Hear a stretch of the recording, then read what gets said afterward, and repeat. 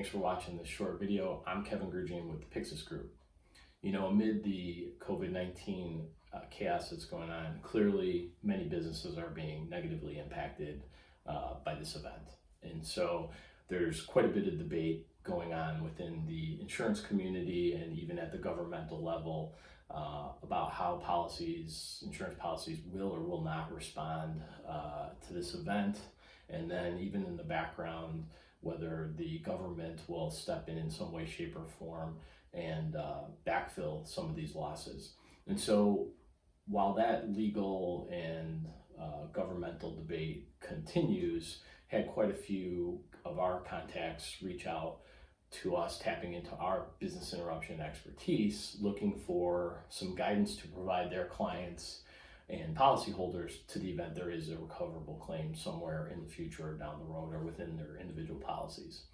And so what we were asked was, through those various contacts, we had people asking for either lists or templates or just some general things a business should be doing. And so what we decided to do was to summarize that guidance that we've been providing over the last few days into a short video. And so what I've done is I've broken those topics out really and segregated them into two parts. And the first part being just the general tips and suggestions that we'll go through. And then the second part is, everybody wants to know what documentation they should be gathering and pull together for support of a claim. So we've put together a generic list of that, and we'll get to that at the end.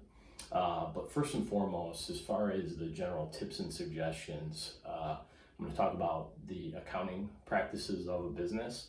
And the reality of it is, the best thing to do is, frankly, not change anything. Businesses are set up to capture all of their revenues and expenses in the normal course of business, and by no way, shape, or form should that really change for the most part. The only caveat to that is, and that we'll add, is to the extent you're incurring losses associated with, say, for example, if you choose to or need to disinfect, let's say, an office or workplace and whatnot, that's a separate expense outside of your normal operating expenses. And so in that case, what we want to do is we want to set up a separate either receivable account or maybe a separate expense account that you didn't previously have, and funnel those types of one-off expenses specifically associated to this event and put them into that category and into either that receivable account or expense account. And the reason that is because those types of one-off expenses are different than your normal operating expenses. So every business is going to have a income statement or P&L, profit and loss statement. And so what you don't want to do is things that are occurring on the normal basis, so your payroll, your utility costs, your revenues and sales, you want to let all of those continue to flow through your income statement, just as it would in a normal course of business. And then these things that are unique and one-off and separate, specifically associated with this event, we can capture those separately. And so that will put us in the best position possible to prepare a claim to the extent somewhere down the road, that opportunity presents itself. So that's the first thing. The second item that I would suggest is, if you're the type of business that maybe has contracts or maybe is taking orders, what you want to try and do is document to your best of your ability any orders or types of sales or revenues that are not being received. So if you have a contract that is canceled because of this, or is delayed significantly, or is flat out lost or never placed, those are the things that we want to capture and try and document in the best way possible. If you're a restaurant, clearly the revenues will speak for themselves. That you're not documenting every single customer that comes in and out of the restaurant. But bigger manufacturers maybe that have supply chain issues and you've contracts pulled or orders canceled, those are the things that we want to try and document while they're occurring, because it's very difficult to do that retrospectively. And again, that's not going to apply to every single business, but in the case of some of those bigger type companies that have major contracts and things are changing, let's document those and let's get those, put in a place where we can look at them retrospectively at some point to the extent we have to prepare a claim. So that was number 2. Number 3, every policy will require this, and it's you're required as a policyholder to mitigate your loss to the best of your abilities. And so what that means is, if there is a way, even whether you're shut down or not, if there's a way to generate revenue and keep operations going, you're obligated to do so. Obviously, you have to do it within the safety and the local governmental regulations of what's going on, whether you're in lockdown or whatnot. But at the end of the day, those options should be explored. So what I see a lot of is restaurants are a great example. Many of them are doing carry out.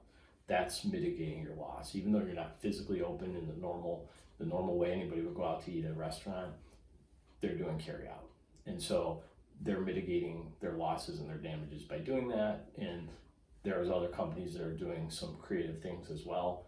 That opportunity should be explored, because once you get into the point where you're looking at retrospectively from a claim, the insurance companies will be asking, what did you do, what opportunities, and they'll get to look at what you did or didn't do, and that will be questioned down the road. So again, you should be exploring all those opportunities to the best of your abilities while these are going on now. So that was number 3. Number 4 is there's a ton of questions going on right now about payroll and what to do with people and staffing.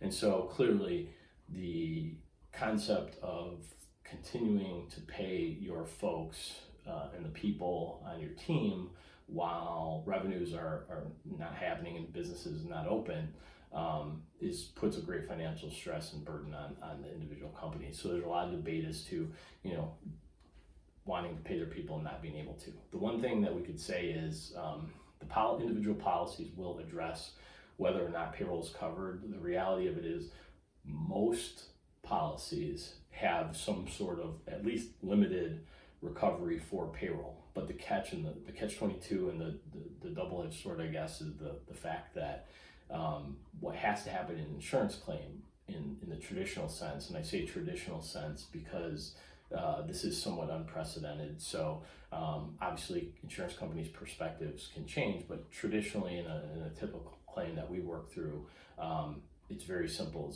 If you pay your people and you have the coverage for it, you'll receive the recovery. However, what's certain is, in those traditional senses, if you decide to lay your people off and not pay them, you will not get recovery for them. So it's really important to, it's a tough decision obviously to make, but it needs to be made now because it will be looked at retrospectively, and it's very simple. If you don't pay your people, you're not going to get recovery in your insurance claim, or at least that's the view that has traditionally occurred. So the last tip before I move into the documents is,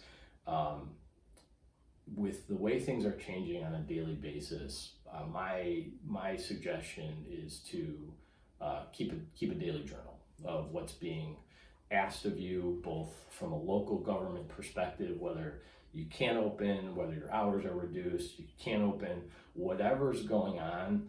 It's really, really difficult and will be challenging to look in a rearview mirror 30 days from now and say, hey, what was going on? Because what's going to happen is, if you do have a claim, is somebody's going to be looking at your daily activity, whether it's sales or production, whatever it may be. Somebody's going to be looking at this on a daily basis in months from now or whatever it may be, and they're going to be trying to figure out what was going on with your business at that point in time. And it's going to be really hard to do retrospectively, as we all know. Obviously there's all kinds of shutdowns and whatnot going on, but at the same time they're different everywhere, and nobody's going to have knowledge of everything that was going on in your individual facility or within your industry or whatever it may be. So to keep track of that, just a short note every single day as to what changed, what is happening on a daily basis from a shutdown or whatever decisions are being made. That'll be very helpful in the future. So those are my 5 tips as far as guidance is concerned. And then now shifting to the last piece, as far as documentation is concerned, it's very difficult to give a generic list. As you can imagine, we have people that be watching this are small mom and pop restaurants to multi-billion-dollar global conglomerates that have facilities all over the world. And so it's very difficult to give a generic list, but there are three things that I can pinpoint that you will have to likely gather in the event of a claim. And so the first thing is everybody needs to provide, doesn't matter what size business you are, you're going to need monthly detailed income statements for your business for the last 2 years. It's a very standard request. It's required in almost every claim. And frankly, I can't think of a claim I've ever seen that was paid without having that document provided. And so again, the key is monthly.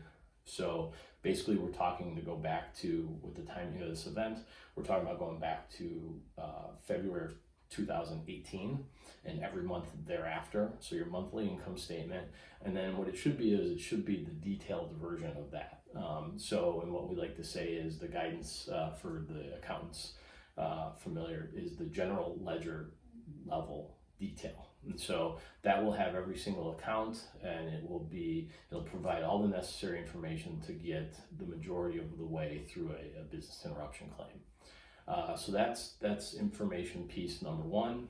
Number two is you will likely have to provide some payroll registers or payroll information, whether you pay weekly, bi-weekly, whether your salaried people are different than your hourly people, whatever it is, we will likely need payroll registers by pay period. And so whether they come in the form of PDF or preferably some sort of electronic format, it should be the reports that would show hours and dollars broken out in preferably by the various categories, meaning like regular time, overtime, double time, whatever it may be, holiday pay.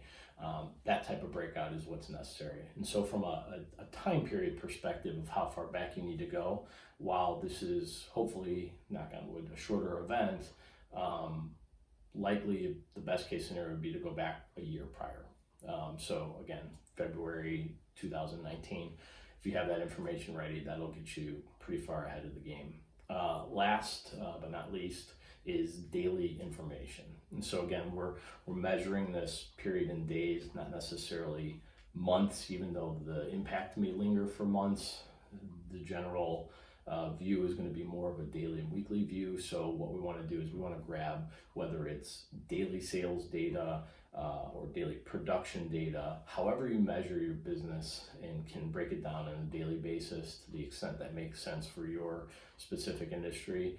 That is going to be extremely helpful data and information. And again, just like I mentioned payroll, this is true for income statements as well, is that you want to get as much of this electronic in some sort of Excel download format. That would be fantastic. That helps process the claims a lot faster and helps helps the preparation process go quite a bit faster. So again, daily data, daily activity, daily whatever it may be, production broken out by whatever detail you have. Frankly, the more the better. It's almost too hard to overwhelm with too much information.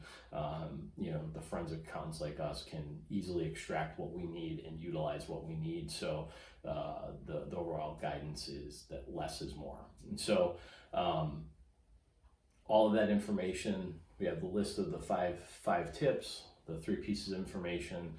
To the extent you're able to go through this and prepare that information, regardless of where we land with coverage or the government, this will get you 90% ahead of probably most people from a claim perspective. So I hope you all found that very helpful. Please follow us on our Business Group LinkedIn page. We're trying to keep our information relative and relevant and up to date, but at the same time not overwhelmed with a lot of the other activity that's going on from like the legal perspective. So as we see things, we're trying to post them. So I think it's a great place to get some helpful information. If you have any questions, contact information is all there and available. Please don't hesitate to reach out at any point in time. Be happy to answer any other questions that come up. So thank you again. Be safe, and hopefully hear from you soon.